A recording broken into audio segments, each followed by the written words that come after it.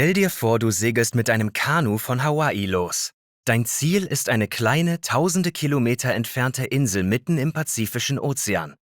Einer Wasserfläche von über 160 Millionen Quadratkilometern, die größer ist als alle Landmassen der Erde zusammen. Jahrtausende lang bewältigten polynesische Seefahrer solche Reisen ohne die Hilfe moderner Navigationsmittel. Die alten Polynesier orientierten sich an Sonne, Mond, Sternen, Planeten, Meeresströmungen und Wolken, wodurch sie den Ozean eher als eine Reihe von Wegen denn als Hindernis betrachteten. Mit der Seefahrt begannen sie um 1500 vor Christus, als die ersten Siedler von Südostasien aus nach Polynesien aufbrachen. Die frühen Polynesier ließen sich schließlich auf einem riesigen Gebiet von Inseln nieder, das sich über 40 Millionen Quadratkilometer im Pazifischen Ozean erstreckt. Manche Historiker glauben, dass die Seefahrer von Ort zu Ort zogen, um Überbevölkerung zu entgehen. Andere meinen, sie wurden durch Kriege vertrieben. Um 1300 nach Christus wurden Seefahrten seltener, da die polynesischen Völker anfingen, an bestimmten Orten Wurzeln zu schlagen. Während der Zeit der Seefahrt hing der Erfolg der Reisen von einer Reihe von Faktoren ab. Gut gebaute Kanus, die Fähigkeiten der Seefahrer und das Wetter waren die wichtigsten davon. Für die Reisen wurden stabile Wa'akaulua genannte Doppelrumpfkanus verwendet, die mit Segeln angetrieben und mit einem großen Ruder gesteuert wurden. Am Bau der Kanus war die gesamte Gemeinschaft beteiligt, darunter Seefahrer, Kanubauer, Priester, Sänger und Hula-Tänzer. Die Seefahrer waren aufmerksame Naturbeobachter. Sie kannten sich bestens mit den durch Passatwinde erzeugten Meereswellen aus, die normalerweise in nordöstlicher oder südöstlicher Richtung verlaufen. Bei Tage konnten sie anhand der durch diese Wellen verursachten Schaukelbewegung navigieren. Sonnenauf- und Untergang waren jedoch noch nützlicher. Diese zeigten die Himmelsrichtungen Ost und West an und erzeugten ein schwaches Licht auf dem Meer, das die Wellen gut sichtbar machte. Nachts benutzten die Seefahrer einen sogenannten Sternenkompass, der kein physisches Objekt war, sondern eine Art geistige Landkarte. Sie merkten sich die Auf- und Untergangspunkte von Sternen und Sternbildern zu verschiedenen Jahreszeiten.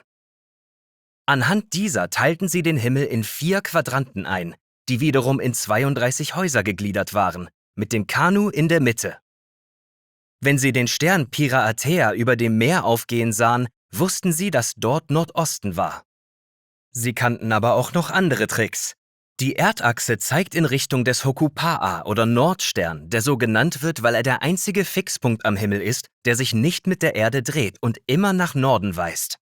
Südlich des Äquators ist er jedoch nicht sichtbar, sodass die Seefahrer dort eine Konstellation namens Neve, das Kreuz des Südens, und einige Tricks anwenden mussten, um abzuschätzen, wo Süden ist. Man kann zum Beispiel eine Linie durch diese beiden Sterne ziehen, diese um das 4,5-fache verlängern und von dort aus eine weitere Linie zum Horizont ziehen. Das ist Süden. Aber der Himmel enthält auch viel erdnähere Navigationshilfen. Die Wolken. Diese sind nicht nur Wetterindikatoren, sondern können unter den richtigen Bedingungen auch Landmassen anzeigen. Die Lagunen der Pazifikatolle zum Beispiel spiegeln sich an der Unterseite von Wolken und man sieht sie, wenn man weiß, wonach man sucht. Und Wolkenberge können auf gebirgige Inseln hinweisen. Sobald sich die Seefahrer ihrem Ziel näherten, halfen andere Anhaltspunkte wie die Flugmuster von Vögeln, Treibgut und Vegetation sowie die Fischarten in der Umgebung dabei, die Nähe von Land zu bestimmen. Der Manu-Oku zum Beispiel hat eine bekannte Flugreichweite von 190 Kilometern und lässt sich zur Küste verfolgen. Aber woher wissen wir das alles? Zum Teil durch Belege in Petroglyphen, schriftlichen Beobachtungen europäischer Entdecker und mündlichen Überlieferungen der Polynesier. Aber auch durch Ausprobieren. 2017 wurde mit einem Kanu namens Hokulea eine Weltreise nur mit diesen Techniken unternommen. Wenn dir das erstaunlich vorkommt, dann denke mal an die alten Polynesier, die nur durch genaues Studium der Natur in der Lage waren, Wege über einen unermesslich großen, lebendigen Ozean zu finden. Abonniere diesen Kanal, wenn du dich für Geschichte interessierst, denn die Lektionen von gestern können uns helfen, die Herausforderungen von heute zu meistern.